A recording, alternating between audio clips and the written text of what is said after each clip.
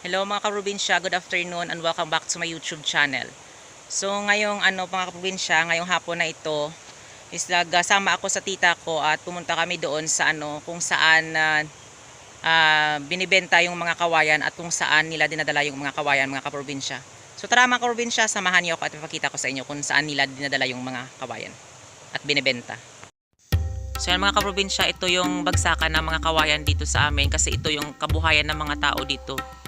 So ayan yung mga kawayan na yan dito dinadala at binibenta sa ibang-ibang lugar at iba-ibang bayan mga kaprobinsya. So ayan. So ayan mga kaprobinsya, nakikita nyo madaming buhangin dito kasi mga kaprobinsya dito nilalagay yung mga kawayan. Ngayon doon na lang sa kabila iniimbak. Kasi yung yung buhangin na ito is kailangan talaga ito kasi ito yung pinapaayos sa mga daan na pinapasemento at nilalagay sa mga lubak-lubak at maputik na daan mga kaprobinsya.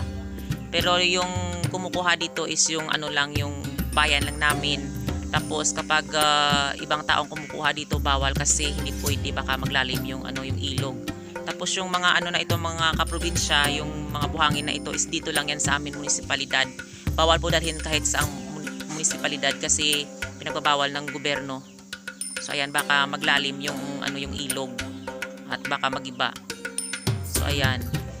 Yung mga sasakyan na ito na kulay green is yan yung sa province yan.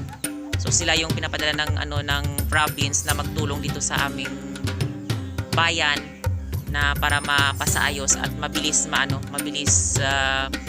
matapos yung yung paggawa ng ng daan.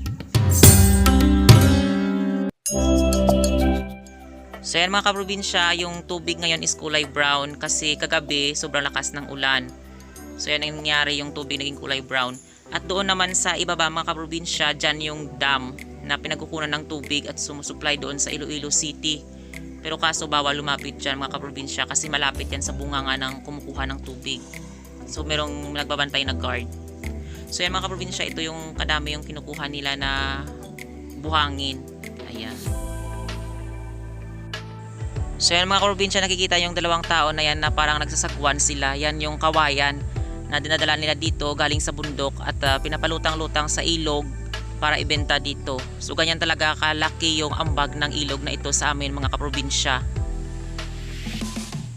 So ayan, dito nila binabagsak yung kanilang mga kawayan na dala doon galing sa bundok. So ito yung kabuhayan namin dito at ito yung malaking ambag sa bayan namin, yung kawayan na ito. Nakakatulong sa mga tao at nakakatulong din sa bayan namin para umunlad palalo at lalong makilala pa yung aming bayan dito sa Maasin.